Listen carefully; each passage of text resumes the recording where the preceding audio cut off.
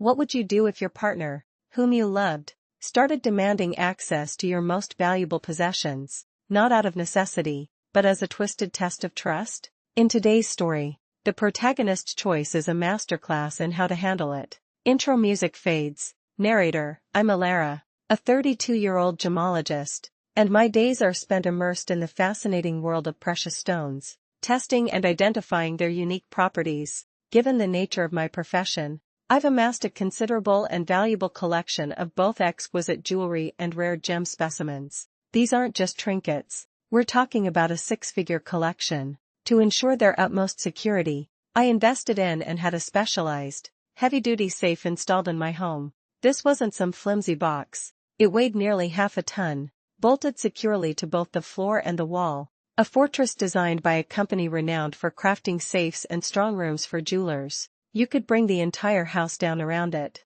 and that safe would remain unblemished, its contents perfectly intact. Separately, I also kept a smaller safe for crucial documents like my passport. My boyfriend, Reese, 33, recently moved into my home after 2 years of us dating. As he had been renting previously, I had no qualms about giving him the code to the smaller safe, where he could store his own valuables. But then, he started pushing for something more. He wanted the code to my gem safe, not to store anything of his own, he insisted, but because, in his words, we are living together now, and I should trust him. I flat out refused. There was simply no logical reason for him to access that safe. Its sole purpose was to house my collection, a collection he claimed to have no interest in even looking at. Yet, the demand persisted. This created a palpable tension between us. He argued it was a matter of trust, a display of my faith in our relationship. I countered that he had absolutely no need to enter it. Therefore, no need for the code. Sound of subtle, unsettling music. Narrator: Reese's demand for the safe code, despite his professed disinterest in its contents, was a red flag the size of a billboard.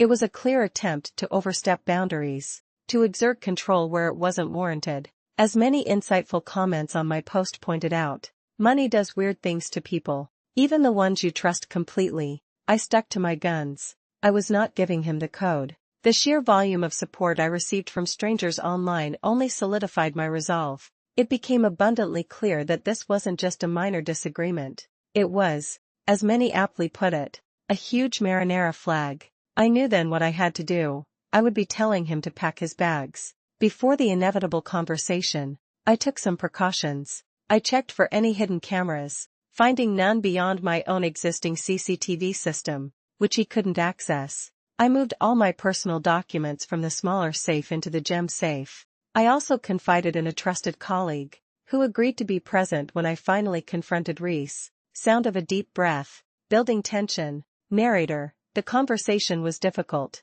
to say the least. We had already had a couple of discussions where I'd patiently explained why he had no reason to possess the code. But this time, my message was unequivocal. He wasn't getting the code, and I was prepared to die on that hill. His relentless pushing of my boundaries, his blatant disregard for my no, was unacceptable. I felt he was attempting to manipulate me, cloaking his demands in the guise of trust. After a frustrating back and forth, the truth finally emerged. He admitted that his desire for access stemmed from a feeling that I wasn't sharing the whole house with him. He resented the fact that I had insisted on a tenancy agreement when he moved in, rather than simply letting him reside there without one. He disliked that a part of his new home was off-limits to him. His insecurities ran deeper still. He confessed to resenting my financial independence, my ownership of a home while he had none. He had made subtle comments about this before, but I hadn't grasped the true depth of his animosity. Furthermore, he claimed that my refusal to give him the code made him feel lesser than me, as if I were treating him like a child. At that moment, hearing him articulate such profound resentment and insecurity, a cold clarity washed over me. I told him, calmly but firmly, that if those were his true feelings, then our relationship was fundamentally unsuited for either of us, and it was best we break up. Sound of a sharp, sudden crack. Narrator: His reaction was a jarring display of emotional whiplash. Initially, he was utterly shocked that I was ending things over this, and tears welled in his eyes as he begged me to reconsider. When I remained resolute, his demeanor shifted drastically. His face contorted with anger, and he lashed out, calling me a stuck-up bitch and declaring he was better off without me anyway. He then stormed out, heading to a friend's place. I immediately sent him a text, reminding him he had 30 days to vacate the premises, as per our tenancy agreement, so there was no need for him to stay with a friend. He responded, stating he would be gone by the end of the week. True to his word, 2 days later, he returned, packed all his belongings, and left for good. He's now staying with his friend. The moment he was gone, I set about securing my home.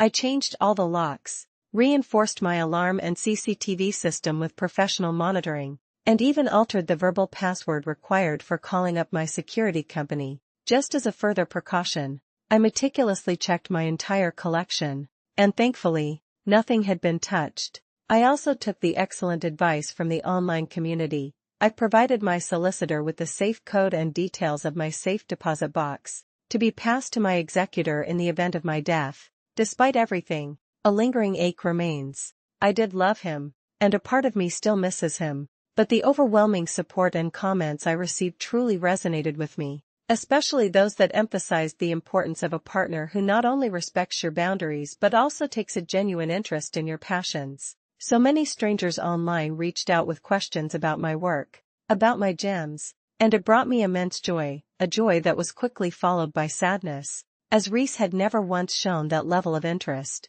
I think that realization, more than anything else, was what ultimately pushed me to end it. I'm still pretty cut up, missing him more than I expected, but I know I'll be okay. I have incredible friends and family surrounding me, offering their unwavering support, and of course, as they say, diamonds are a girl's best friend, and I have a few sparkling around to help cheer me up.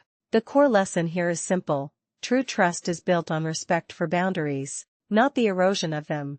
It's about genuine interest and support, not veiled attempts at control. What do you think? Has a partner ever tried to manipulate you into giving up something important to you, all in the name of trust? Share your thoughts in the comments below.